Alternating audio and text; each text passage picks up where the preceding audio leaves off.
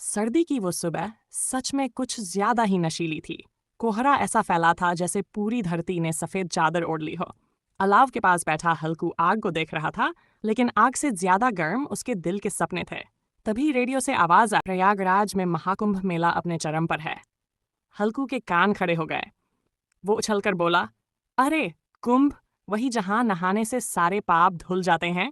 माँ ने ताना मारा, पहले नहा तो ले ठीक से, फिर पाप धुलेंगे। लेकिन हल्कू ने मन बना लिया, इस बार कुंभ नहाएंगे, किस्मत बदलेगी। सफर की शुरुआत हल्कू ने गांव वालों से उधार लेकर टिकट लिया। पहली बार ट्रेन में बैठा तो खिड़की से सिर बाहर निकाल कर बोला, अरे ये खेत पीछे क्यों भाग रहे हैं। पास बैठे यात्री बोले, अरे भाई ट्रेन चल रही है। हल्कू शर्मिंदा हो गया, अच्छा, हमें लगा खेत दौड़ रहे हैं। ट्रेन में साधु, बाबा, परिवार, बच्चे सब कुंभ जा रहे थे। कोई भजन गा रहा था, कोई जयकारे लगा रहा था।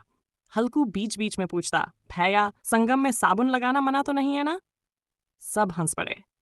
प्रयागराज में पहला कदम। प्रयागराज स्टेशन पर उतरते ही हल्कू की आंखें फटी की फटी रह गई।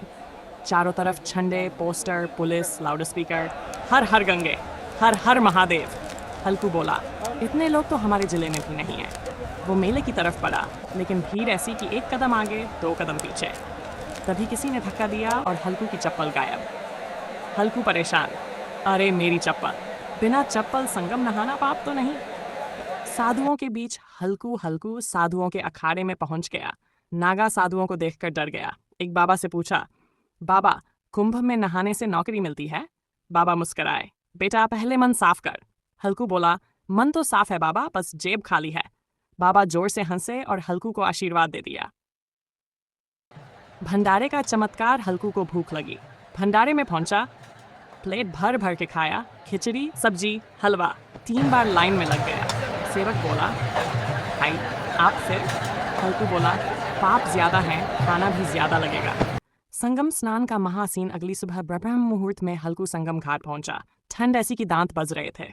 हल्कू बोला, हे गंगा मैया, जल्दी नहला दो, जान निकल रही है। जैसे ही पानी में पैर डाला, अरे बाप रे, पूरी ठंड शरीर में घुस गई। हल्कू ने जल्दी जल्दी डुबकी लगाई और चिल्लाया, पाप निकलो, जल्दी निकलो।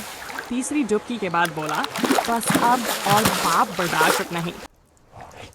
कुंभ की सेल्फी और वायरल। हल्कू नहाने के बाद हल्कू ने किसी से मोबाइल लिया, संगम के सामने फोटो खिंचवाई, पोस्ट डाली, कुंभ नहा कर आया हूँ, आशीर्वाद दो। गांव में फोटो वायरल हो गई। लोग बोले, अरे हल्कू तो बड़ा तीर्थयात्री निकला। मेले की शरारतें। हल्कू ने मेले में खिलौने देखे, चूड़ी खरीदी, लकड़ी की तलवार ली, बच्चों के साथ झूले में बैठ गया। झूला चलते ही चिल्लाया, माँ समझ आया मोक्ष क्या होता है। वापसी और गांव में रुतबा। गांव लौटकर हल्कू ने सबको कहानी सुनाई। बोला, हमने संगम नहाया है, अब समझदारी अपने आप आ जाएगी। माँ बोली, पहले चप्पल तो खरीद ले। हल्कू मुस्कराया, कुंभ ने सिखा दिया, चप्पल जाए पर हिम्मत नहीं। कहानी की सीख। कुंभ ने हल्कू को सिखाया कि आस्था में होती है, भीड़ में भी इंसान खुद को पहचान सकता है। और सबसे बड़ी बात, हम हंसते रहो, पाप खुद डरकर भाग जाते हैं।